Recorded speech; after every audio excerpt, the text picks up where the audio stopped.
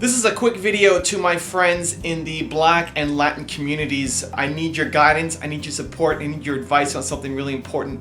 But before getting there, I want to tell you a quick story.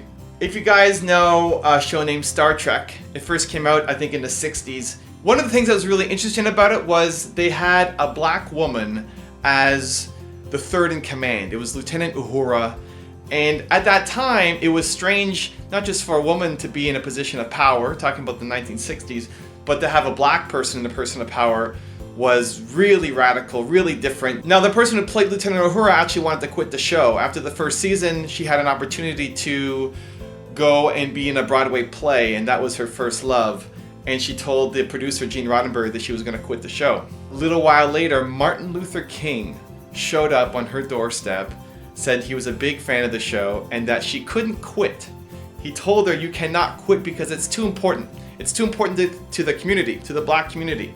It was the only show that he allowed his kids to stay up late to go and watch. And for the first time, black people had somebody to look up to and say, hey, look, this person is making it. This person is having an impact. If she can do it, we can too.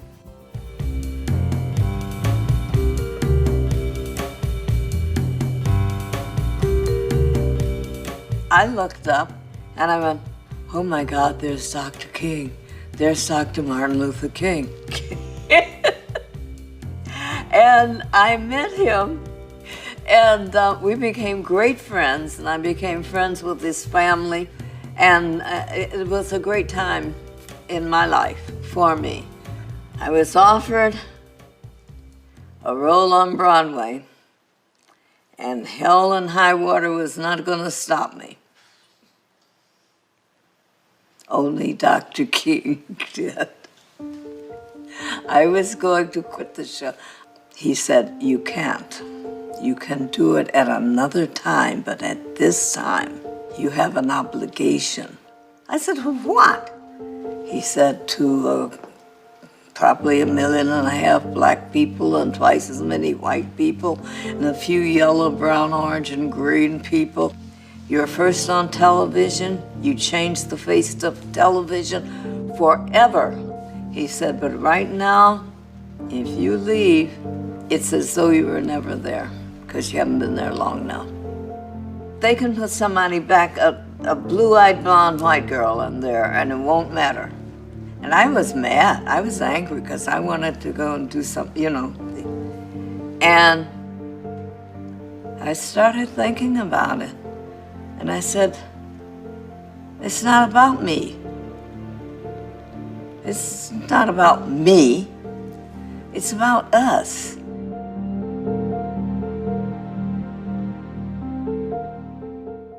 And so Lieutenant Uhura stayed on the show all the way until the season was done, and then the series was done. She stayed every single season. Fast forward, there was an actress by the name of Whoopi Goldberg, who you may be familiar with, and when she was a young woman growing up, she remembered watching on TV Lieutenant Uhura, and she called out to her mom, Mommy, Mommy, Mommy, look at the TV, gather around, look, there's a black woman on TV and she's not a maid. And that helped inspire her to want to become an actress. And she went on to be a great actress and be in tons of movies, and just showing her a different path. Now, what's the importance of this story? I bring this up because, you know, I believe you can learn from anybody. I love learning from men, from women, from white, from black, from all sorts of different countries and backgrounds and sexual preferences, and it doesn't matter to me. If I can learn from you, I want to digest that message. But I also fully understand that, especially at the beginning, people will gravitate to learning from people who look like them, who are from a similar country, who have similar backgrounds, who look like them. And so what I really wanted to do is, you know, recognizing the importance of my channel and seeing how, for kids, a lot of school teachers are using my videos and sharing it to their school as part of their curriculum. A lot of parents are sitting down and watching my videos with their kids. And looking at some of the people we profiled, it hasn't been as diverse as I would like it to be. I think there's an opportunity to make better outreach so that when kids are watching the show, watching the channel, there's somebody who looks like them, so that they realize, hey, I can be an entrepreneur too. I can have success too. I don't need to be limited by the roles that are currently out there. And so my first attempt with this was the Girlboss series, and that came out recently, and that had some good success, and I hope that series continues, and just showcasing different women entrepreneurs or women in different positions of power, so that the young girls growing up can watch that and say, hey, I could be a CEO, I could be an entrepreneur too. And now I want to make an outreach to my friends in the Black community and the Latin community. I want to showcase the successful Black and Latin entrepreneurs as two different series, similar to what we did with Girlboss. And what I need your help with is coming up with the name. I want to pick something that signifies strength and growth and entrepreneurship and empowerment to that community. But me not being a part of the community, I don't want to pick the wrong name. And so Girlboss is a trending hashtag, represents women empowerment, and I want to do the same thing for the Black and Latin communities. And I want your help. What do we name the series? And so I want to give a quick shout out to Devon Trish and Marisha Rodriguez, who helped me come up with the initial kind of road test names. We're looking at Black Excellence for the Black series and Viva for the Latin series.